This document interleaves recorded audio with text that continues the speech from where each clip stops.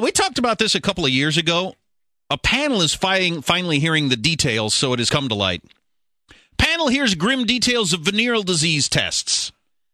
These are the Guatamalan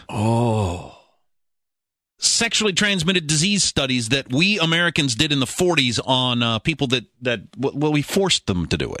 Well, with the help of our good friends, the Guatemalan government. This is brutal. Gruesome details of an American-run venereal disease experiment on Guatemalan prisoners, soldiers, and mental patients in the years after World War II were revealed this week during hearings before a White House bioethics panel investigating the study's sordid history. This was post-WW2? From 1946 to 1948, oh boy, American taxpayers, through the Public Health Service, paid for syphilis-infected Guatemalan prostitutes to have sex with prisoners.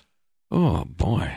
When some of the men failed to become infected through sex, the bacteria were poured into scrapes made on their penises or faces, or even injected into their spines. This is at that time, the National Institute of Health for the United States, at taxpayer money. We're taking Guatemalan prisoners and sticking them with needles to give them syphilis. I wonder how they'll act with that. Hey, keep an eye on them and see what happens. Holy crap.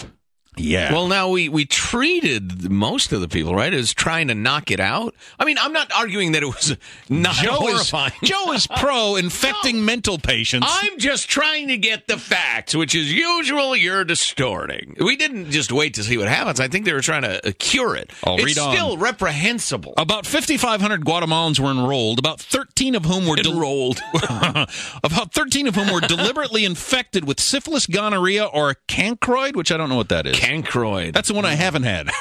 Dan Cancroid. At least, Jane, you ignorant slut. At least 83 died, but it was not clear if the experiments killed them. About 700 were treated with antibiotics. Records show it was not clear if some were never treated. We don't actually know that. We know that who's got time for keeping records when you're jabbing needles full of syphilis into Guatemalan mental patients? Right. Holy crap. Well, how about the fact that they infected hoes and then had the hoes have sex with the prisoners? Or the mental patients. Well, that's half terrible. Jeez. The stated aim of the study was to see if penicillin could prevent infection after exposure, but the study's leaders changed explanations several times throughout the study. Oh, God. We just love giving the clap to Guatemalans. This was a very dark chapter in the history of medical research sponsored by the U.S. government, said some woman who has a gift for understatement.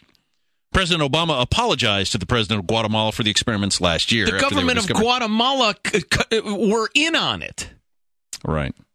Yeah, wait a minute, apologist in chief.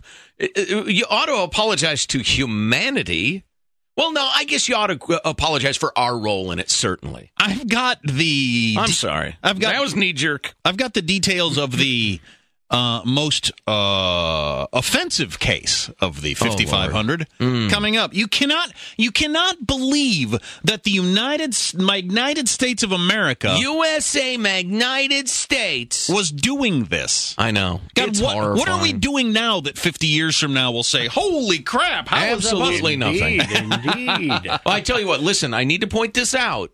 I have studied history my entire life, especially 20th century history, and I will tell you this, virtually every country was engaged in absolutely mind-boggling research by today's ethical standards. Oh, sure. The United States admits to it. So you America haters out there are saying, yeah, more racism against Guatemalans and more America oppressing.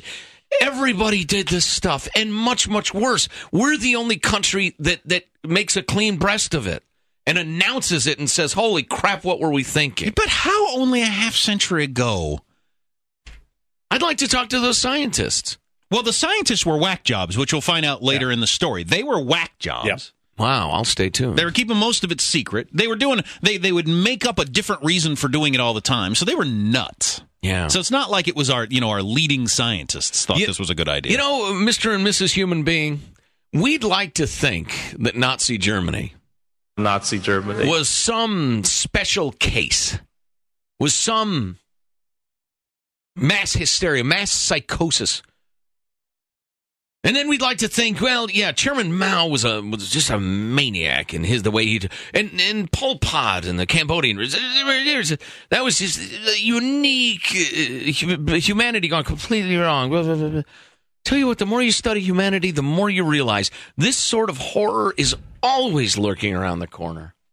People are capable of such inhumanity. Obviously, these doctors did not see these Guatemalan prisoners or mental patients as people. They clearly did not see them as people. I don't think you should treat an animal that way, right? But they did not see these people as human beings, which is a different mindset. The Japanese occupation of Nanking was just a rare moment in the. Am I making my point? Right.